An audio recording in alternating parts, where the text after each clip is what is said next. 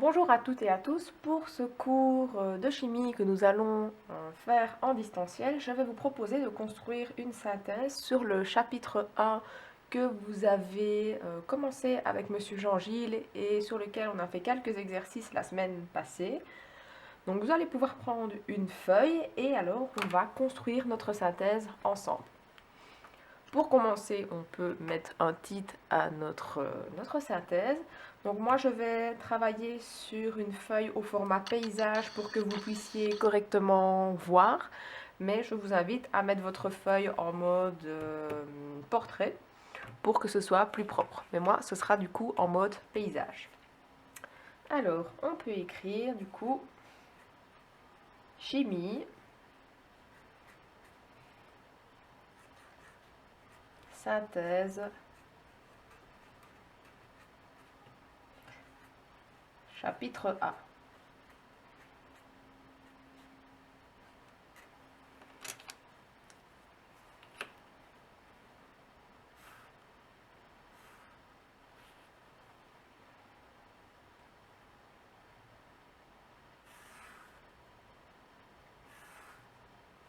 Donc voici pour notre titre. Et alors, le premier concept qu'on va aborder, ça va être la mole qu'on va essayer de relier au nombre d'Avogadro, au nombre Na, dont vous avez déjà parlé avec Monsieur Jean-Gilles.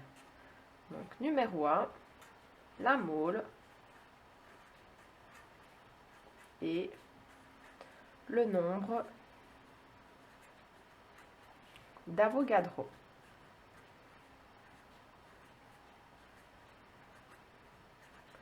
Qu'on symbolise par Na.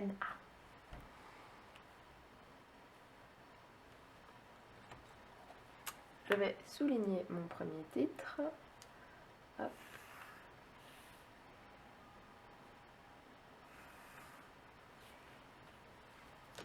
Donc tout d'abord, ce serait bien de rappeler ce que c'est une mole en chimie. En fait, tout simplement, la mole,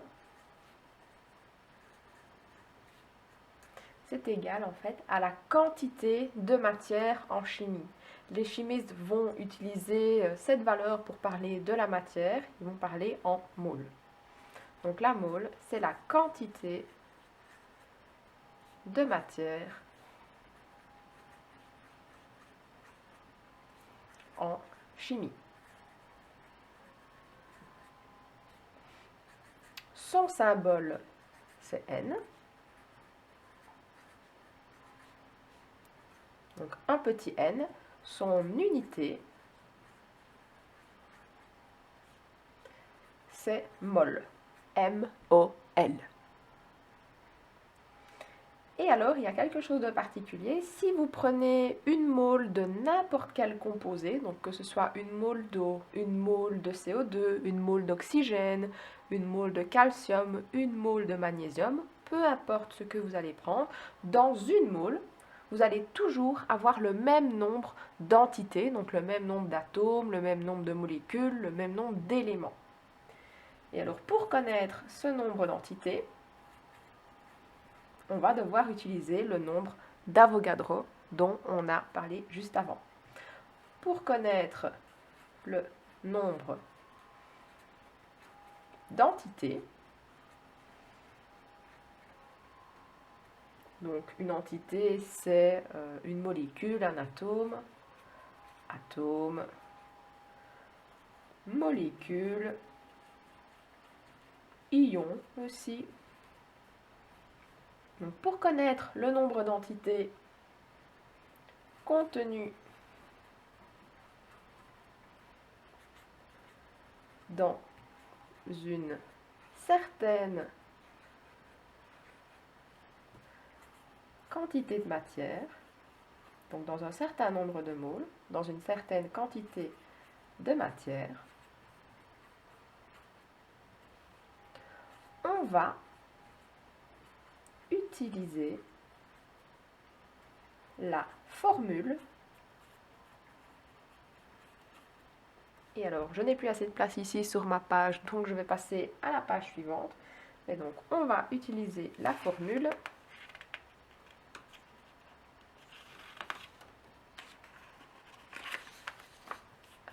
Donc je vous laisse la fin ici. On va utiliser la formule. Je vais changer de couleur et prendre du rouge parce que c'est la première formule qu'on va utiliser. Et donc notre formule, ça va être x est égal à n fois na.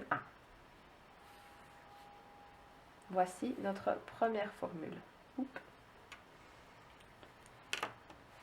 Alors, x ici, ça va être égal à votre nombre d'entités. Nombre d'entités, donc c'est-à-dire votre nombre de molécules, votre nombre d'atomes, etc. Molécules, atomes, etc. Ensuite, vous allez avoir votre n. Ben, n, on en a parlé juste avant. Le n ici, c'est notre nombre de moles.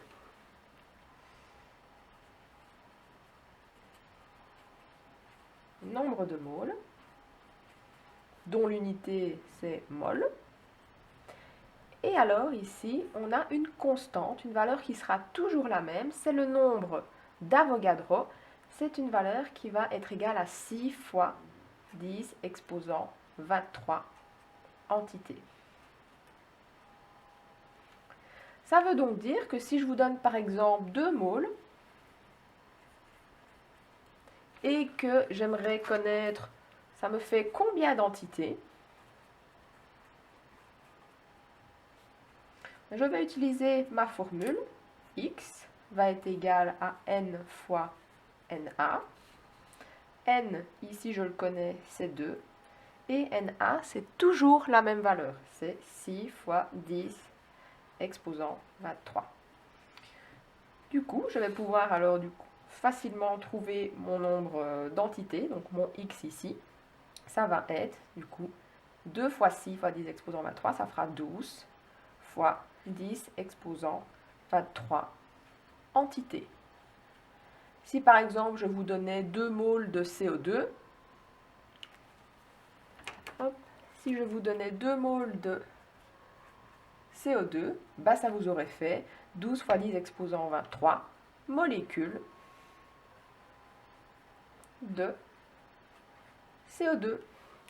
Donc grâce à cette formule ici qu'on a écrit ensemble, donc le nombre d'entités c'est n fois na, on va pouvoir connaître combien il y a de molécules, combien il y a d'atomes dans une certaine quantité de moles que vous avez ici.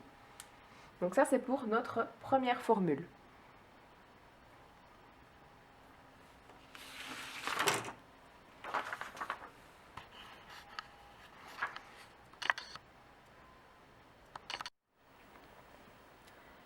Deuxième chose dont on va parler maintenant, on va essayer de lier notre nombre de moles, donc notre quantité de matière en chimie, à la masse. Et on va voir pourquoi. Donc le deuxième point, ça va être la mole et la masse.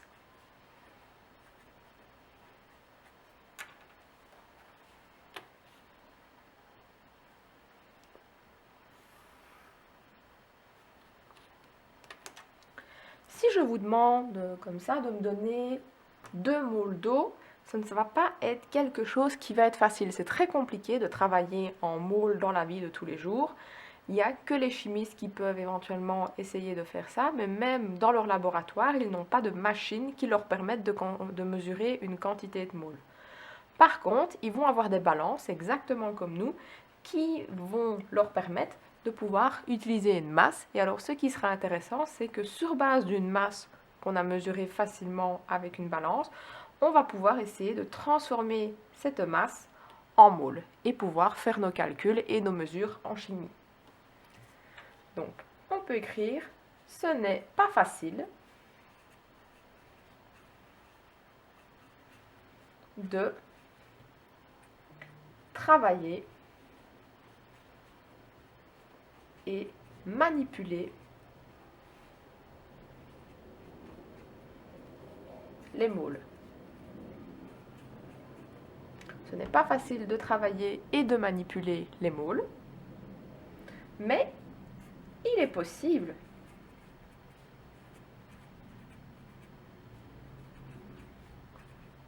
de convertir une masse en grammes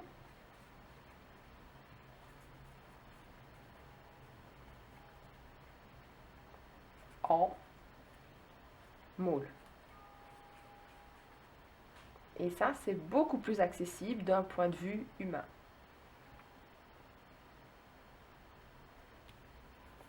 Et alors, pour faire cette conversion,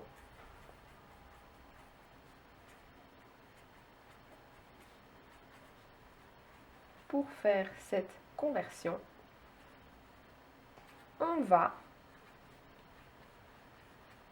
utiliser la masse molaire.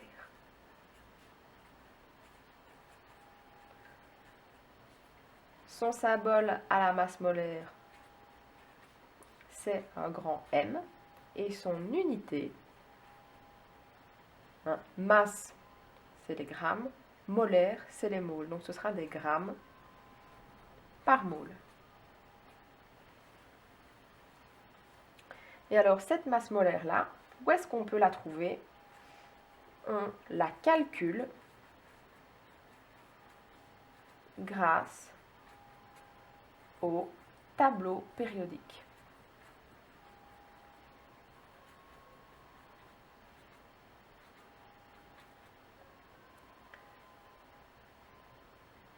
Donc vous allez voir dans votre tableau périodique, vous trouvez la masse de vos atomes qui vont constituer votre molécule et alors vous faites juste la somme. Donc pour une molécule, on fait la somme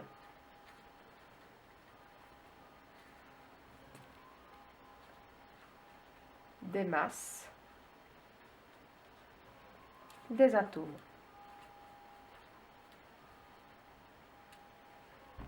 Donc ça, c'est pour la masse molaire. Et alors, quand on aura notre masse molaire, on va pouvoir alors faire notre lien entre notre nombre de moles et la masse. Donc voyons maintenant la formule qui va nous permettre de faire le lien entre les moles et la masse qui fait intervenir notre masse molaire. Donc, pour calculer le nombre de moles correspondant à une certaine masse qu'on exprime en grammes, on utilise la formule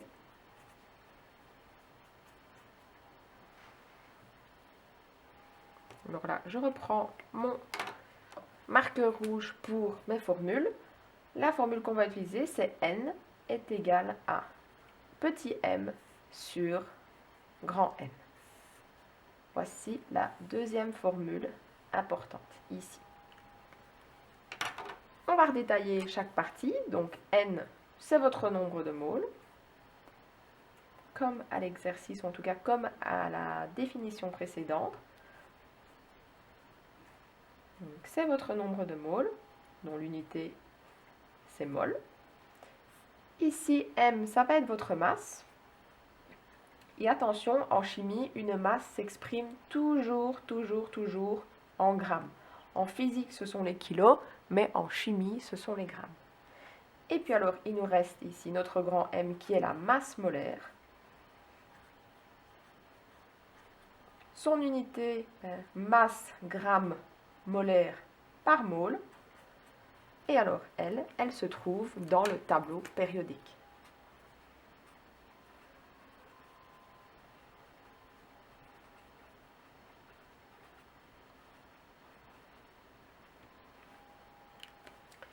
Si maintenant, par exemple, je vous donne, imaginons, 10 grammes de H2O, donc ça c'est votre masse, je vous donne 10 grammes de H2O, j'aimerais bien savoir ça me fait combien de moles.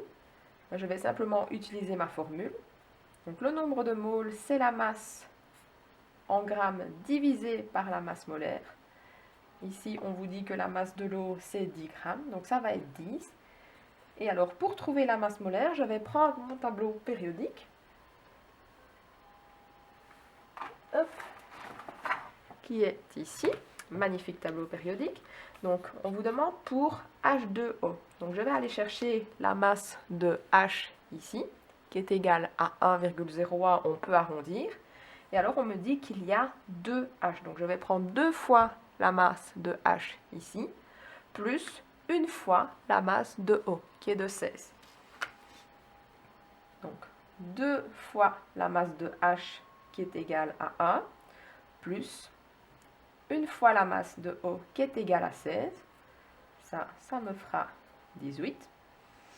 Et puis alors, il me reste du coup à faire 10 divisé par 18. Soit vous prenez votre téléphone, soit vous prenez une calculatrice scientifique. Je vous conseille quand même d'utiliser une calculatrice scientifique, ce sera toujours plus correct. Je ne sais pas où j'ai mis la mienne, donc ce sera toujours plus correct. Hop. Et alors dans ce cas-ci, 10. Et alors dans ce cas-ci, 10 divisé par 18, on arrive à 0,55.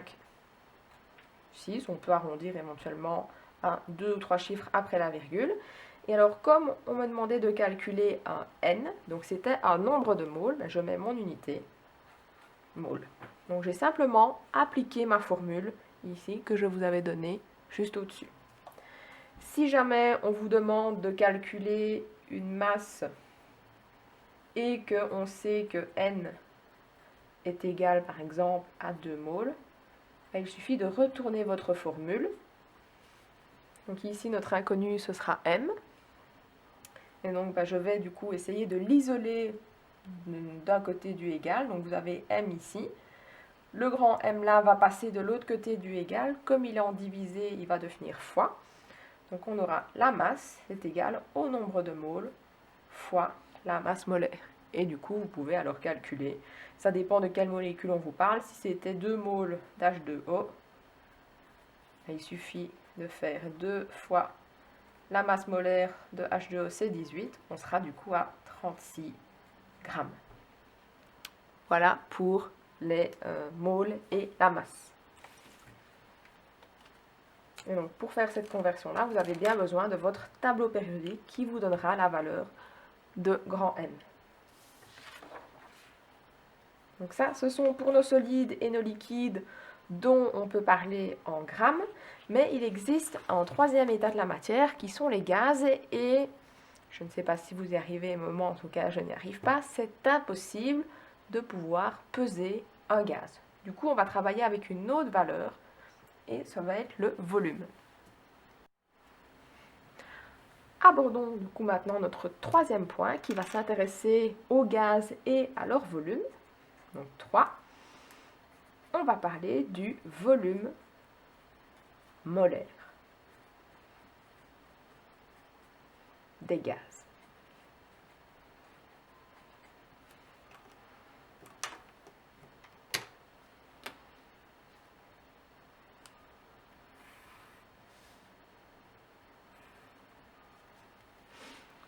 Alors, comme je l'ai dit précédemment, un gaz, on ne peut pas le peser. Par contre, on va pouvoir mesurer sa quantité grâce au volume. On ne peut pas peser un gaz, mais on peut mesurer son volume.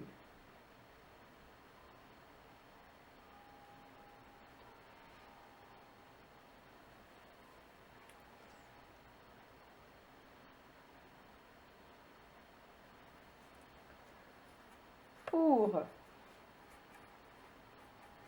convertir un nombre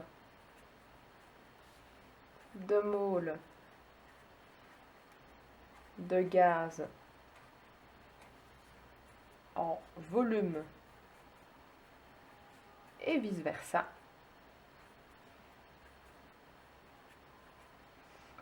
on utilisera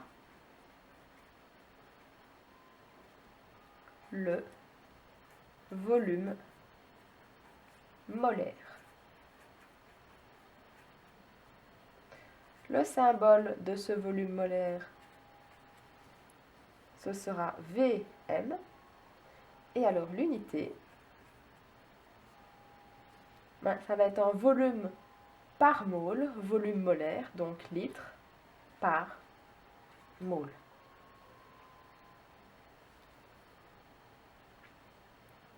Donc c'est pas possible de peser un gaz. La seule façon d'exprimer une quantité de gaz, c'est en chimie, soit la mole, soit le volume. Et alors, pour essayer de passer d'une unité à l'autre, on va avoir besoin d'une nouvelle valeur qu'on va introduire, c'est le volume molaire. Alors, les chimistes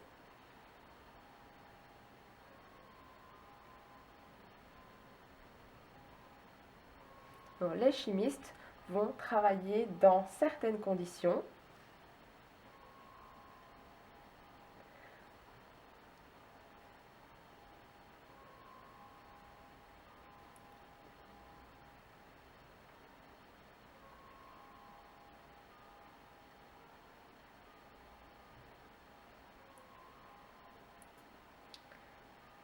Les chimistes vont utiliser une certaine valeur pour le volume molaire que l'on va décrire ici. Les chimistes vont travailler dans deux grandes valeurs de volume molaire. La première, c'est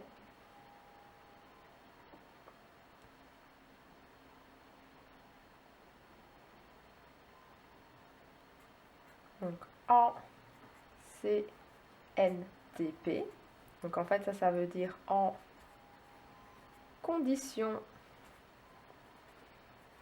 normales de température et de pression.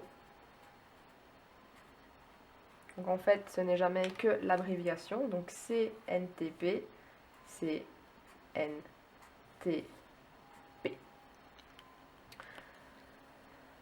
Donc en conditions normales de température et de pression, vous allez avoir en fait une mole de gaz.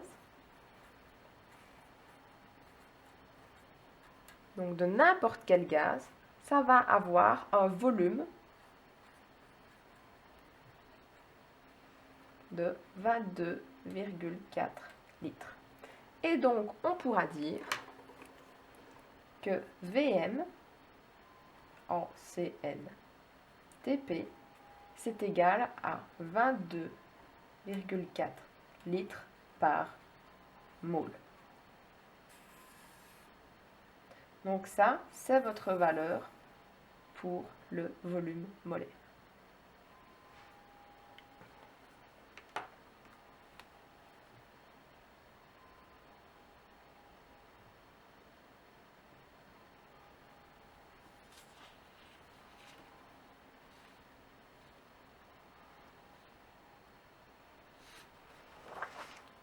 Après, il existe un deuxième type de conditions qu'on appellera les conditions standards de température et de pression.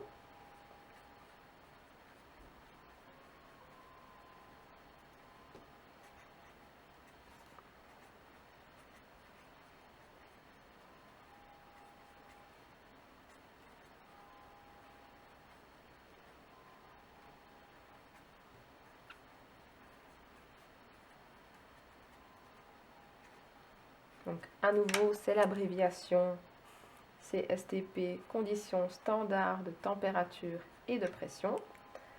Quand on sera dans ces conditions-là, donc dans l'énoncé, on vous dira soit vous êtes en CNTP, soit vous êtes en CSTP. En CSTP, une mole de gaz, donc n'importe quel gaz à nouveau, ça va avoir un volume qui sera égal à 24,5 litres. Ça veut donc dire que votre VM en CSTP, ce sera égal à 24,5 litres contenus dans une moule. Donc 24,5 litres par moule. Donc ça, c'est pour vos deux valeurs. Juste à titre informatif, quand vous êtes en CNTP, votre gaz, il va avoir un volume de 22,4 litres par mole. Et ça, c'est ce qui se passe quand vous êtes à 0 degré Celsius et quand votre température est égale à 0 degré Celsius et votre pression est égale à 1 atmosphère. Ça, c'est pour les CNTP. Et alors, de nouveau, à titre informatif, pour les CSTP, ici, vous allez être à une température qui est égale à 25 degrés. Donc, c'est deux températures, deux conditions qu'on pose dans lesquelles on imagine que les expériences se font. Donc, on est à 25 degrés Celsius et la pression ici est toujours à 1 atmosphère. Si vous vous rappelez vos cours de première, deuxième et troisième, si on s'intéresse à un gaz à 0 degré et puis qu'on le fait chauffer à 25 degrés, quand on chauffe un gaz, celui-ci va se dilater. Il va prendre de plus en plus de place et donc du coup, il aura un volume plus grand. Et donc, c'est ce qui explique qu'en CSTP, votre VM, donc ici les valeurs que je vous donne, c'est VM, votre VM sera à 24,5 litres par mole. Donc ça explique ici pourquoi vous avez deux valeurs qui sont différentes. C'est parce que votre température n'est pas la même et quand vous chauffez, un gaz se dilate. Donc ça, ce sont pour nos valeurs de VM.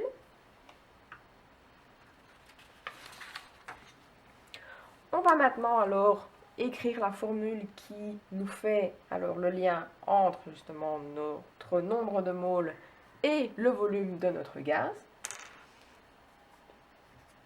Pour connaître le nombre de moles contenus dans un certain volume de gaz, on utilise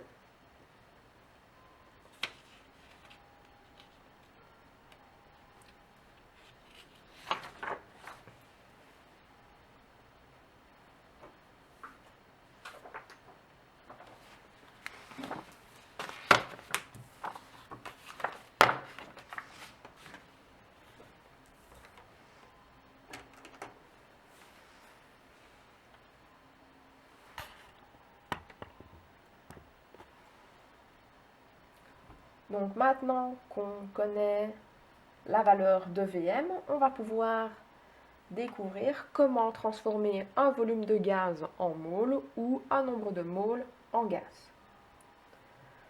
Alors, pour connaître le volume d'un gaz en connaissant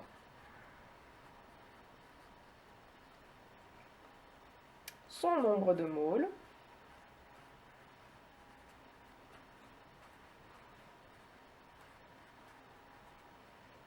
on utilise la formule. Alors, on peut reprendre notre bic à formule. Donc V, donc le volume de votre gaz, ça va être égal à votre nombre de moles fois VM. Et ça dépendra dans quelles conditions vous êtes.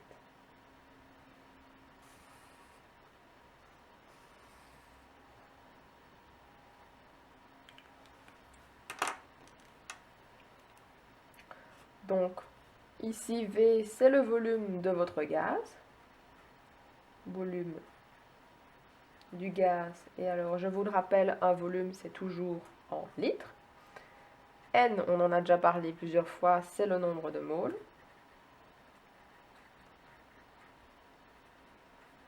Dont l'unité, c'est mol. Et alors, Vm ici, c'est le volume molaire.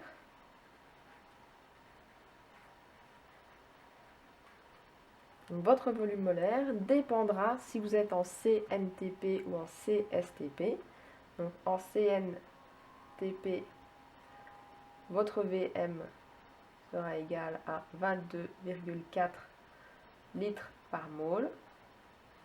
Et alors, en CSTP, votre Vm sera égal à 24,5 litres par mole. Dans les exercices, on vous dira si vous êtes soit en CN, soit en CSTP. Les conditions standards de température et de pression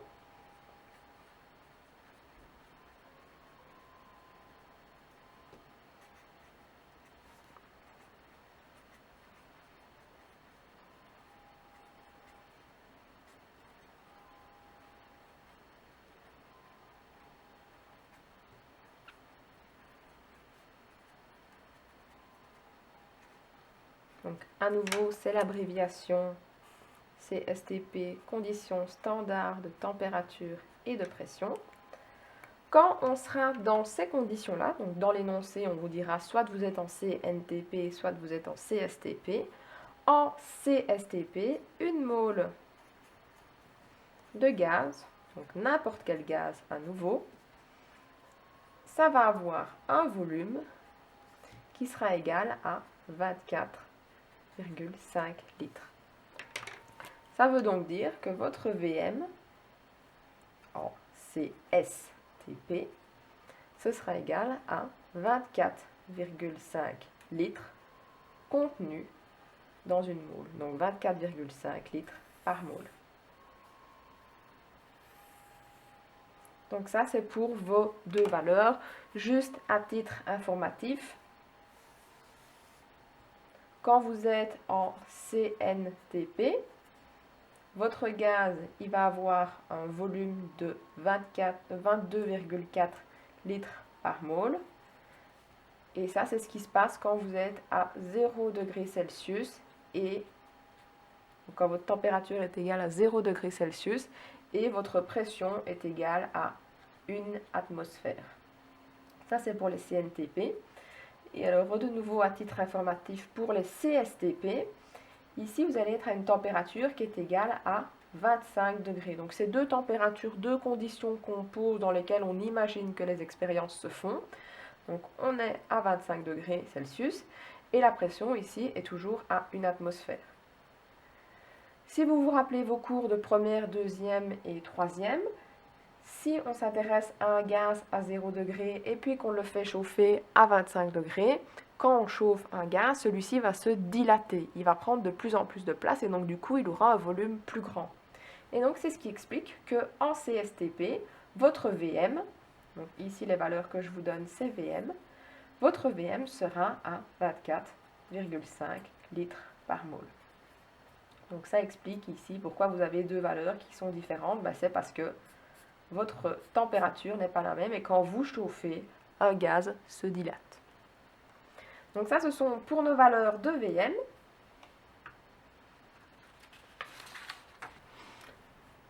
Alors, il nous reste une dernière chose à voir par rapport au gaz. Donc, on a parlé du volume molaire. Il nous reste une dernière loi à voir qui sera la numéro 4 et ce sera la loi des gaz parfaits.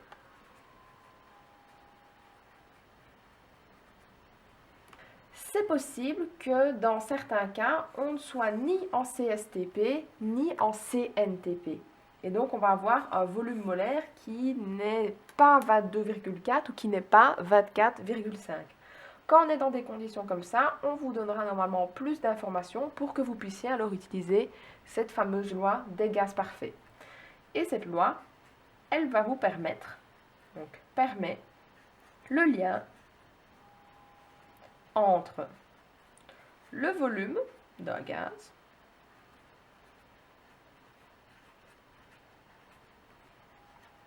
la pression,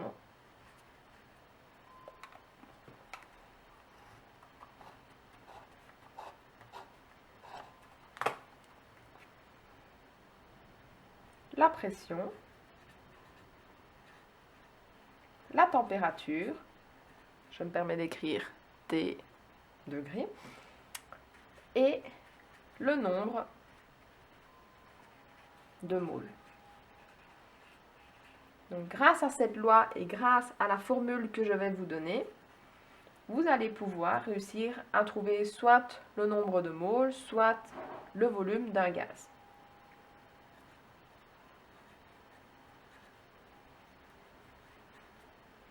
Donc, quelle est cette formule qui va nous permettre de faire le lien entre ces différents facteurs? Ça va être P fois V est égal à N fois R fois T. Alors, je vais vous détailler ce que chaque symbole signifie ici.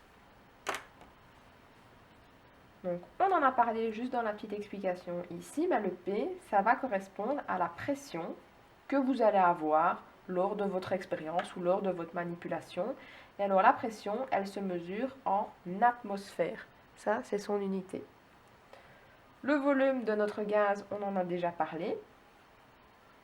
Son unité, c'est le litre. N, c'est toujours la même chose, c'est le nombre de moles, dont le symbole, c'est mol. R ici, ça va être un petit peu comme N1, ça va être une constante, on l'appelle la constante des gaz parfaits, donc elle aura toujours une valeur qui est la même, et la valeur c'est 0,0821. Et alors pour son unité, je vais la noter, mais en soi elle n'est pas très importante, ça va juste vous prouver qu'elle fait bien le lien entre les autres lettres que vous avez ici. Donc son unité est un peu barbare, c'est litre fois atmosphère, divisé par mole fois Kelvin. On va reparler du K juste après. Et si on voit, elle fait effectivement bien le lien entre tout parce qu'elle parle de litres. Les litres, c'est notre volume. Elle va parler d'atmosphère. L'atmosphère, c'est notre pression. Elle parle aussi des moles. Ici, c'est notre N. Et puis alors, il y a la nouvelle lettre et la dernière chose que je vous introduirai. Elle parle de K. Et le K, en fait, ça fait référence à la température. Donc ce R, c'est la constante des gaz parfaits.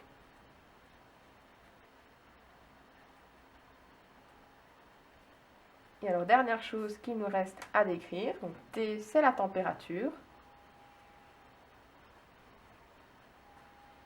Et alors, cette température, on ne va plus l'exprimer en degrés Celsius. Ce n'est pas assez précis pour les chimistes. Et en plus, il y a un petit souci au niveau de 0 degré. Donc, les chimistes travailleront avec une nouvelle unité qu'on appelle le Kelvin, qu'on symbolise K. Kelvin ou Kelvin, ça dépend comme vous voulez le prononcer. Et on va juste voir comment est-ce qu'on fait le lien du coup, comment est-ce qu'on convertit une température en degrés Celsius vers les Kelvin. Donc ici, on peut reprendre notre petit bic pour les formules. Donc, les Kelvin ou les Kelvin, ça va être la température en degrés Celsius plus 273 Kelvin.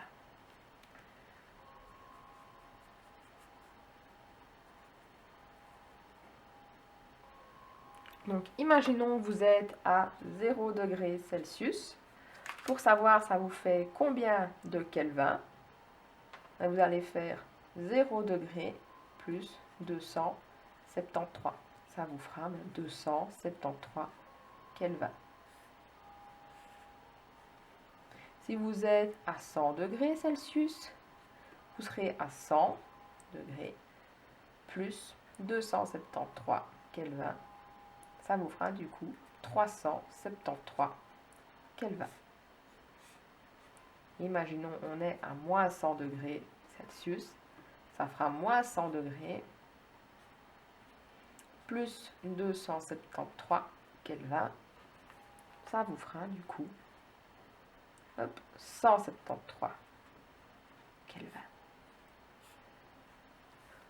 Donc juste pour les curieux, pourquoi est-ce que les chimistes ne veulent plus travailler avec des degrés Celsius mais qui vont passer en Kelvin?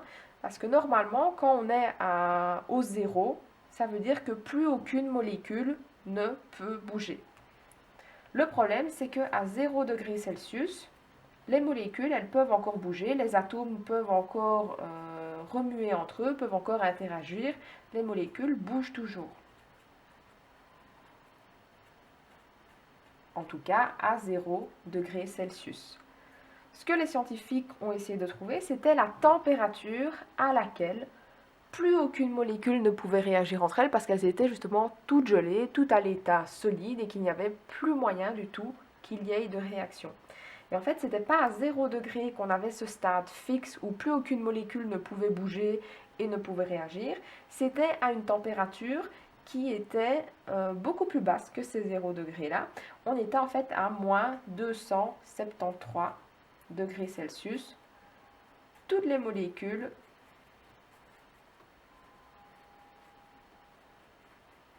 sont figées.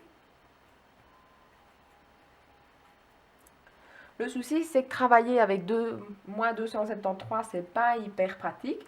Donc, ce que les chimistes ont fait, c'est qu'ils ont introduit du coup une nouvelle valeur, le Kelvin. Et alors, ils ont déterminé que la température en Kelvin à laquelle toutes les molécules sont figées, ça allait être 0 Kelvin. Donc, quand vous êtes à 0 Kelvin, vous êtes au zéro absolu, vous êtes à la température à laquelle il ne se passe plus rien puisque tout est gelé. Et alors, ils ont réussi à déterminer par de nombreuses expériences que cette température, si on la convertit en degrés, ça correspond à 273. D'où le lien entre les Kelvin et le 273 qu'on a ici, qu'on refaisait intervenir là. Donc ça, c'est juste à titre informatif de pourquoi il y a une valeur de 273. C'est pour qu'on soit à la valeur où on est au zéro absolu, où il ne se passe plus rien puisque tout est gelé. On est théoriquement à moins 273 degrés Celsius, mais ça n'a pas réellement une signification par rapport à 0 degrés Celsius. Donc on a introduit une nouvelle unité, le Kelvin ou le Kelvin, qui va dire que le 0, donc où on commence à compter, vraiment la base de la base, c'est 0 Kelvin, c'est où toutes les molécules vont être figées, où elles ne vont plus pouvoir réagir entre elles.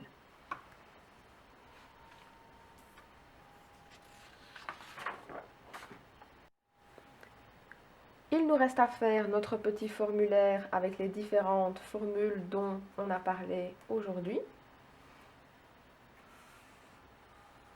Donc, on va représenter ça sous forme de triangle. Donc, le premier triangle, c'est celui qui fait intervenir le nombre d'entités. Donc, vous allez avoir x, vous allez avoir n et vous allez avoir na. X, c'est votre nombre d'entités.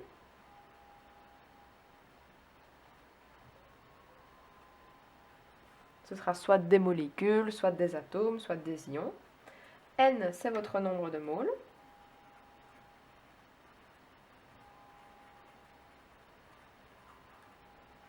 Qui est du coup en mol. Et alors, Na, c'est une valeur qui est constante, c'est 6 fois 10 exposant 23 entités. Et alors, si vous voulez renoter ça sous forme de formule, on peut avoir deux formules. Si x est notre inconnu, on cache x dans notre triangle. On va avoir x est égal à n fois, quand ils sont l'un à côté de l'autre, ça veut dire que c'est fois na. Ça, c'est notre première formule.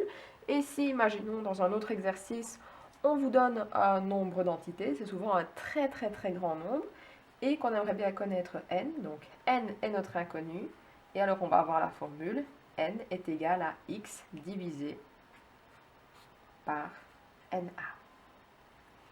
Voici pour les premières formules. Ensuite, on va faire les formules pour la deuxième partie qui faisait intervenir la masse. Donc je refais mon triangle.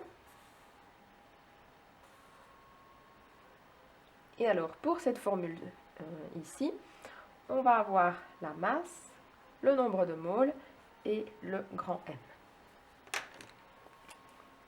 La masse ici, elle s'exprime toujours en grammes, en chimie en tout cas. N, c'est toujours la même chose, c'est le nombre de moles.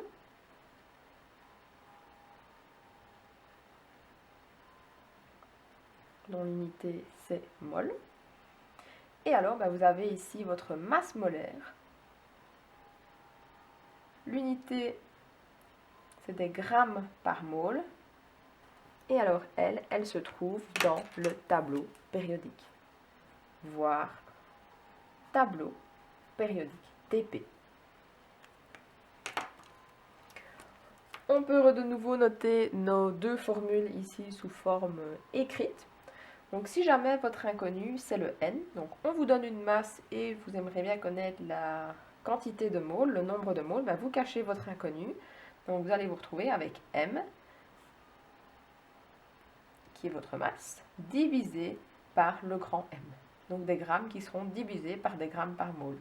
Si à tout hasard on vous donne un nombre de moles, donc vous connaissez N, par contre vous voulez connaître votre masse, on cache du coup notre inconnu, qui est le M, et on va se retrouver avec la formule N fois grand M.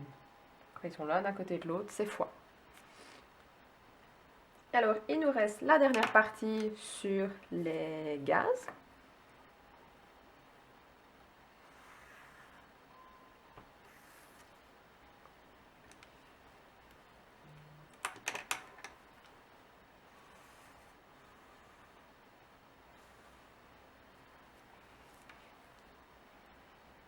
Donc je redessine mon triangle. Je vais avoir V, N et VM.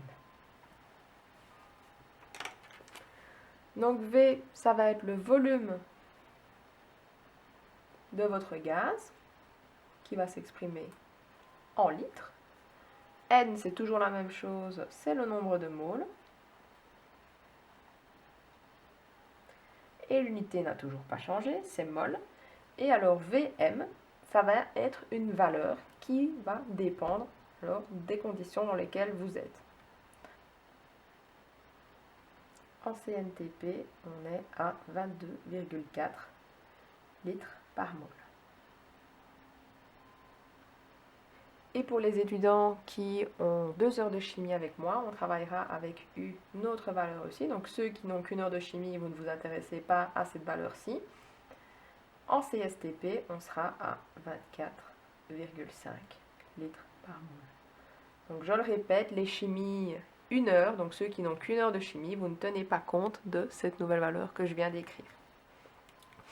Il nous reste alors à noter nos formules. Donc si jamais on vous demande de calculer le volume de votre gaz, donc ici c'est l'inconnu et vous connaissez le nombre de moles, vous allez faire votre nombre de moles fois Vm et ça dépendra de la condition. On vous dira toujours si vous êtes en CSTP ou en CNTP. Et pour les chimies 1 heure, vous serez toujours en CNTP, donc il faudra toujours utiliser le 22,4. Si par contre, on vous demande maintenant de calculer le nombre de moles contenus dans une certaine quantité, dans un certain volume de gaz, imaginons on a 50 litres de CO2, on aimerait bien connaître ça fait combien de moles, on cache notre inconnu, qui est le N, et alors on va prendre notre formule, V, divisé par Vm. Donc ça ce sont alors pour les formules qui sont reprises et qui doivent être utilisées dans les différents exercices du chapitre 1. Je vous remercie pour votre attention. Maintenant, je vais vous demander de réaliser un petit exercice sur la première partie de ce chapitre 1. Donc vous allez devoir utiliser les formules ici et les formules là, mais pas les gaz. Donc les gaz, ça sera dans un autre type d'exercice que je vous demanderai. Mais pour réaliser les exercices que je vais vous proposer juste après et qui sont des exercices cotés mais à cours ouvert avec vos formulaires, etc., vous aurez besoin juste de ces deux relations-ci. Donc les exercices sont postés en même temps que cette vidéo-ci, mais je vous les remontre ici au cas où vous n'y aurez pas accès ou que vous voulez faire pause et simplement regarder les exercices. Donc les voici. Donc le premier exercice, on vous demande de calculer la masse molaire des différents éléments ici. Donc pour ça, vous allez voir dans votre tableau périodique et vous faites simplement la masse des différents éléments ici. Le deuxième exercice, on vous demande de calculer le nombre de moles. Donc le nombre de moles, ça correspond au symbole N. Et alors vous allez devoir calculer le nombre de moles contenu dans ce nombre-là de molécules ou alors dans deux autres éléments. Ici, on vous parle d'un litre d'eau. Il faut convertir ce nombre de litres d'eau en masse. Et puis alors, quand vous avez la masse, vous transformez en moles. Pareil pour le C. Et alors, le dernier exercice, on vous demande de calculer une masse, donc une masse en grammes, soit à partir de moles, soit à partir d'un nombre de molécules. Donc pour ça, il faut faire attention. Il n'y a pas une formule qui vous fait un lien direct entre le nombre de molécules et la masse. Vous allez devoir transformer votre nombre de molécules en moles. Et puis quand vous avez vos moles, vous retransformez en masse.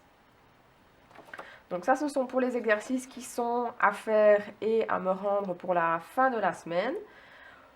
Comment vous pouvez me les faire parvenir? Vous pouvez alors simplement prendre note sur une feuille à part, sur une feuille de bloc de vos calculs et de vos réponses. Et puis alors, vous pouvez m'envoyer une photo via Podio. Donc je vais vous montrer. Donc vous ouvrez, hop, Podio. Et alors, normalement, sur Podio, il y a moyen d'envoyer un mail avec une photo. Donc, le chat, vous cherchez ici le chat. Ici, vous allez avoir du coup toutes les conversations que moi j'ai personnellement.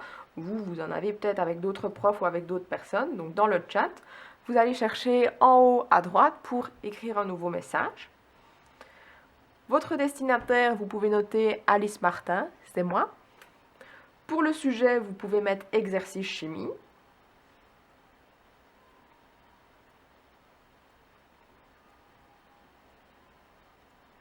Et alors, idéalement, si vous savez noter le numéro de votre classe, enfin le chiffre de votre classe, c'est parfait. Donc, imaginons 4 P1, ça dépend dans quelle classe vous êtes. Vous pouvez me mettre un petit message. Bonjour madame, voici mes exercices, blablabla. Et puis alors, la dernière chose qui est intéressante, c'est que vous allez pouvoir joindre une pièce jointe. Donc, je vais enlever ça pour que la mise au point se fasse bien sur mon écran de téléphone. Donc ici, la dernière chose que vous pouvez faire, c'est ajouter un fichier avec le petit trombone. Vous allez cliquer sur le petit plus qui est ici. Et alors, vous allez avoir le choix, soit prendre une photo, choisir depuis la bibliothèque ou intégrer des choses douteuses, on s'en fout. Nous, ce qui nous intéresse ici, c'est soit prendre une photo que vous avez déjà dans votre bibliothèque ou alors prendre une photo directement. Imaginons, vous venez de faire les exercices, vous allez pouvoir, oh les beaux bics, vous allez pouvoir faire une photo du coup de vos exercices, de la feuille sur laquelle vous avez fait vos exercices. Vous prenez votre photo et puis alors, il suffit d'appuyer sur utiliser. Et la photo est jointe alors à votre message. Ici, moi, le petit V ici reste en gris parce que je n'ai pas mis de destinataire, mais si vous mettez bien mon nom Alice Martin, le petit V va devenir bleu ou vert, je ne sais pas trop, et vous pourrez alors cliquer dessus et le message me sera envoyé. Donc ça, c'est ce que je vous demande de faire. Sur base des exercices ici que je vous ai montrés et de la synthèse qu'on vient de faire ensemble, vous allez pouvoir du coup réaliser ces choses-là et me les faire parvenir sur Podio par message. Donc voilà, si vous avez des questions, je reste disponible dans la messagerie. Donc vous pouvez m'envoyer un message exactement comme vous pouvez m'envoyer vos photos ou vos exercices. Et alors je vous répondrai si c'est possible. Voilà. Merci pour votre attention, bon courage pour les exercices et déjà bonnes vacances.